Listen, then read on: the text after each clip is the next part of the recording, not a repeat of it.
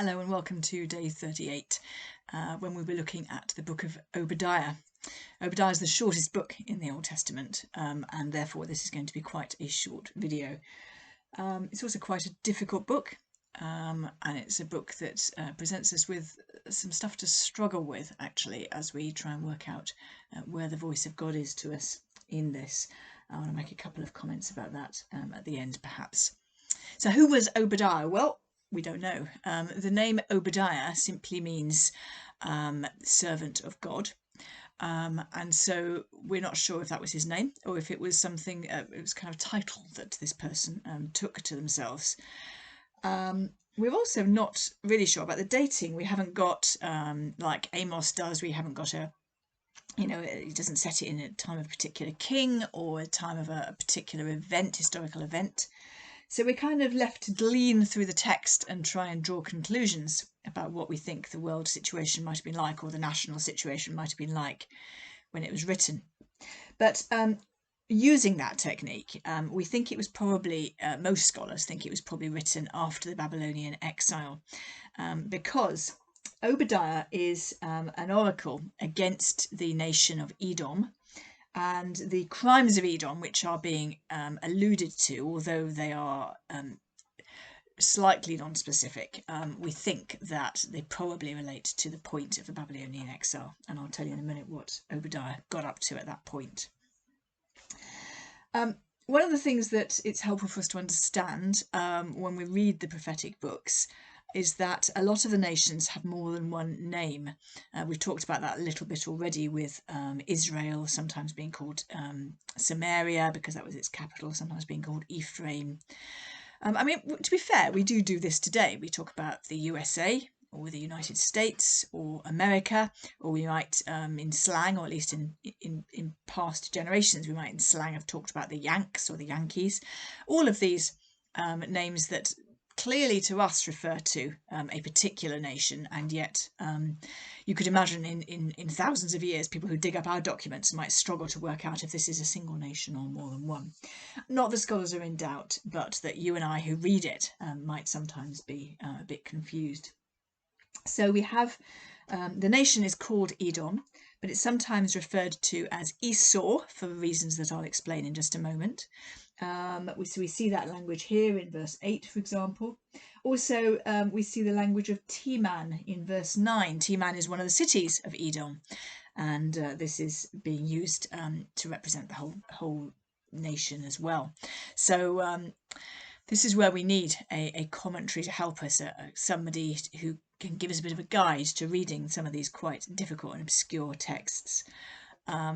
And if you are thinking that you might want to be buying some commentaries to help you with any of these books, a good kind of beginner commentary, if that's what you are, if you are a beginner, then the Bible Speaks Today commentary series, The Message of, is quite helpful. So The Message of Amos, The Message of Obadiah, or whatever. And with the smaller groups, they're often clumped together. So I think we've got this one is The Message of Obadiah and Nahum and Zephaniah, for example.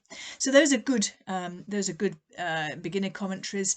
The NIV application commentaries are also a good starting point, and there's a very slim little series of commentaries called For Today.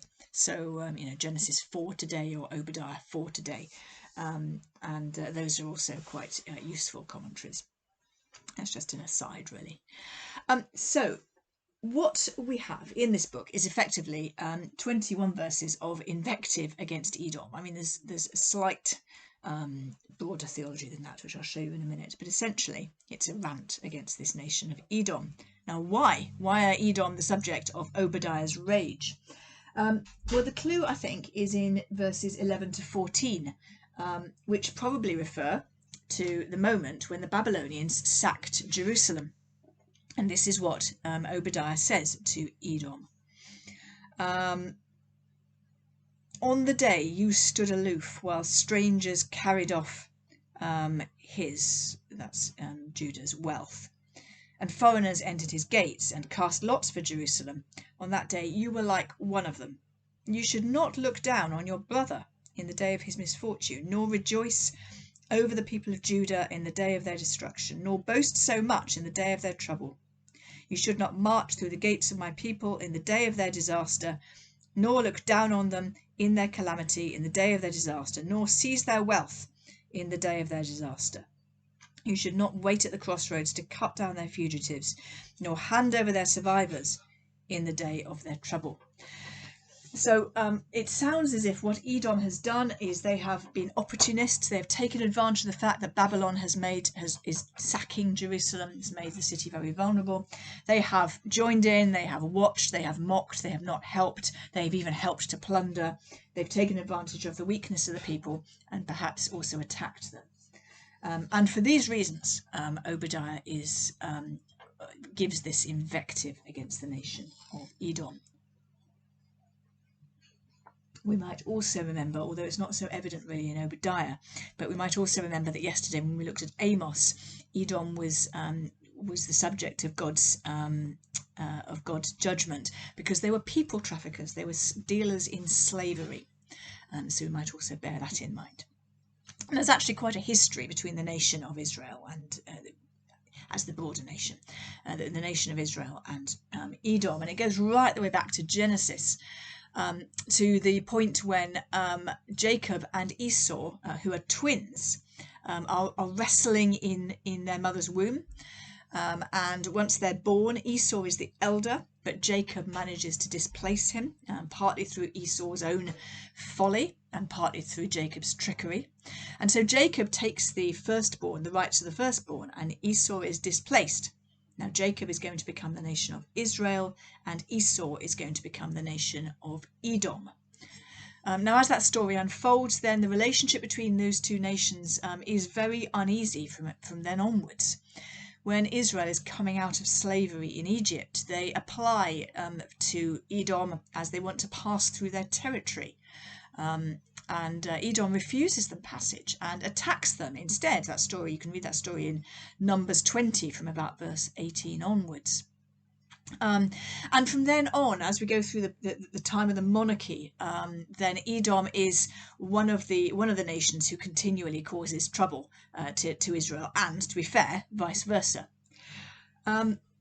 However, it feels like the biblical writers never wholly forget that these two are brother nations. Edom is a brother nation in a way that the Philistines, for example, never are, or in the way that the Babylonians never are. And that means that there is a kind of residual affection, at least sometimes we see, between them, but also they kind of expect more from this brother nation than they do from Babylon. So they kind of, Babylon comes and plunders them, and well, they're not happy about it, and there's plenty of oracles against Babylon, but somehow, well, that's what superpowers do, that's what oppressors do. But Edom, you get the kind of feeling, we expected more from you than this, because you're our brother. So there's kind of sense of that going on, I think.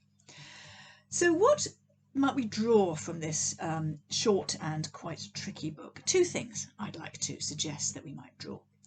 The first is the sovereignty of God, which weaves its way through this, even despite the fact that there is kind of this invective against the people. And we see that in the first verse and the last verse and a verse kind of right at the heart of this book. So the first verse, the vision of Obadiah, this is what the sovereign Lord says about Edom. We have heard a message from the Lord, an envoy was sent to the nations to say, rise and let us go against her for battle. For Obadiah, there is no doubt that God is a God who acts in history, and whatever the movements of nations and the plans and the plots that nations and their kings make, Obadiah has no doubt that God actually remains in charge of history.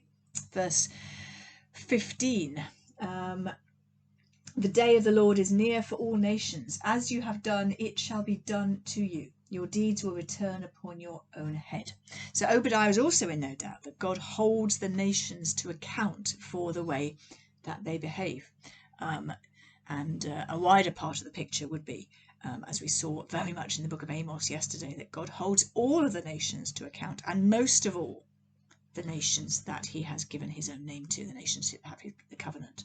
But here we see this sense that God holds all the nations to account.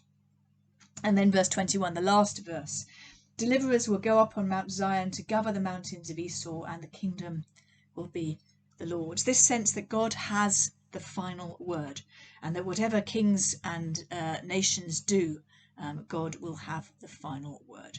So there's something about God's sovereignty, is the way he acts in history. The other thing that I would like to just draw out very briefly from this is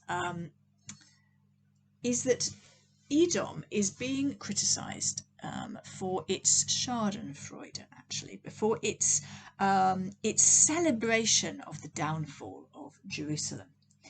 And Schadenfreude is a most unattractive trait, as I'm sure you would agree, and one that we are taught, I think, not to indulge in. So Edom is being criticised for its Schadenfreude in this book, but this is what we need to notice, that actually this book contains Schadenfreude against Edom. And there is this thing, really, isn't there, about not becoming what we hate, not becoming what we despise, not becoming our enemy. And I don't think Obadiah escapes from that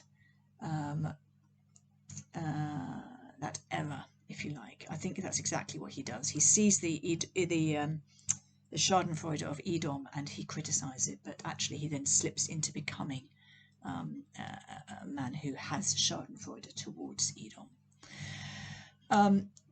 And where do we see the word of God in this book? Well, in some of the things perhaps that I've just said, but also I think we always need to take the big picture and see some of the broader perspective that we see, the things I've shown you about God's tenderness, unexpected tenderness towards nations that aren't Israel, that we saw in Obadiah and in, was it Joel or Amos? I can't remember now off the top of my head, but we saw it in the last day or two.